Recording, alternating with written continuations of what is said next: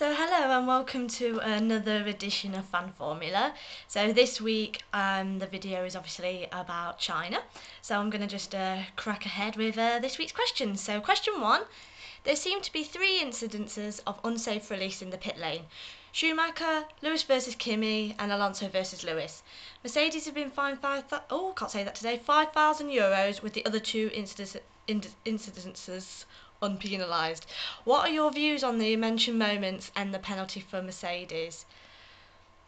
Since pit stops are now the integral part of winning races, as we saw yesterday from Button's incident, pit lane crews and the amount of incidences that have been happening lately have increased because of the pressure to undercut teams and get their car out first.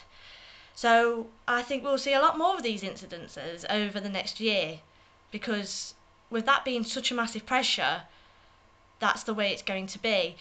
And they still need to really reinforce these pit rules of how many meters away you can release your car, the gap you can release your car into without causing a collision, because obviously there's people's lives at stake. I think the ones where it's the 2 cars together and they're, sort of almost colliding, how can you find someone? Because if their lollipop man is saying, well, I released him and he was definitely 50 metres away, you can't really judge that really. Whereas with Mercedes, the mechanic obviously on the right rear wheel knew that car's wheel was not going to last, and it was the computer system's fault for letting Schumacher go when blatantly his pit stop wasn't okay. When I was watching the race, I saw the mechanic pounding his fist against the concrete, and I knew something was wrong. But it wasn't until about a minute later when we seen Michael Schumacher go off that I knew it was something to do with the pit stop. So if I could see it, and I'm not only 8,000 miles away, but I could see it on the 3 meters away from my TV screen, then the pit crews must be seeing this as well. So yes, I think this should be fined. It's only a small fine, it's nothing that would dent their budget, but I think we've got to be careful with the 2 cars going out into each other, because I can sense a massive accident happening at some point and someone is either going to get hurt or worse. So yeah, I think that's appropriate. So question 2, 2011 Chinese Grand Prix was 2011? It might have been 2012, was marred by too many DRS overtakes. What is your view on the effectiveness of DRS in this year's event, and do you have a favourite battle for position in the race? Watching Raikkonen drop from 2nd to 14th was very, very interesting. DRS doesn't bother me. I don't have a lot of views on DRS, which is a shame. I like it, but to be honest, if we had it or we don't, we would still see overtaking, but it just helps the overtaking. But my favourite position had to be watching Raikkonen go backwards, but that again wasn't because of DRS and he was being passed and passed and passed. It was because his tyres were wearing down and he eventually hit the cliff.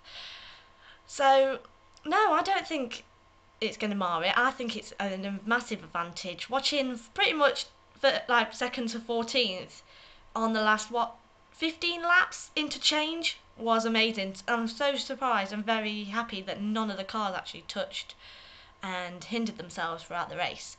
So yeah, that's about it really. Question 3.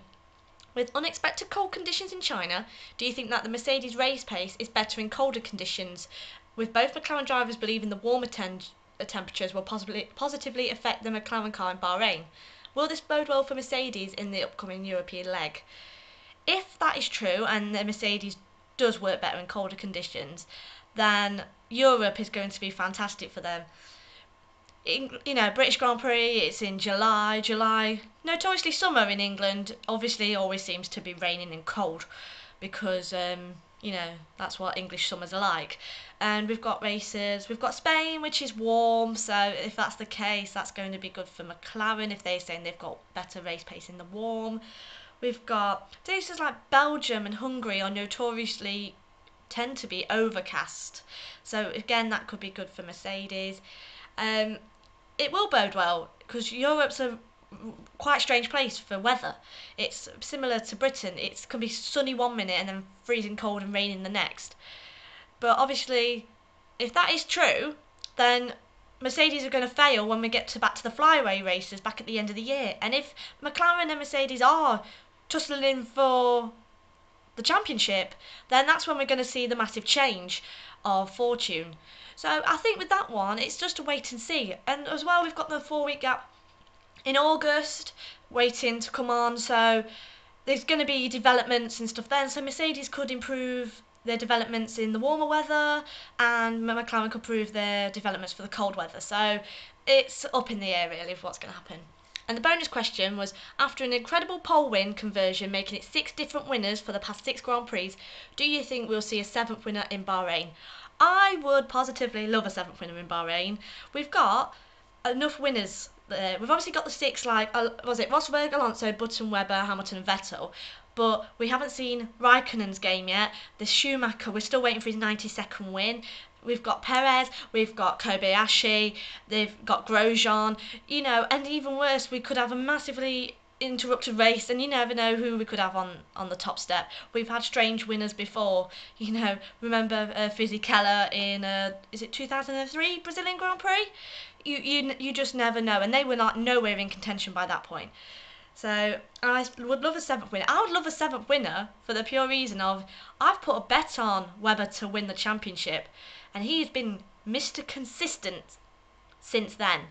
And we know with on the relation of Rosberg, Keke Rosberg in '82 won just one race and was world champion. Consistency pays off. So I'm hoping there is a 7th winner, because if there is, it means that points are being taken away from everyone else, and hopefully if Webber stays consistent, he will win me some money. So yeah, that's my fun formula for the week. Next week it's Bahrain, so I'm hoping that, fingers crossed, not only we have a good race, but we also have a safe race. So you will see me next week. All the details of FanFormula and my blog and Twitter are all in the bottom box. And yeah, I will see you next week. So bye.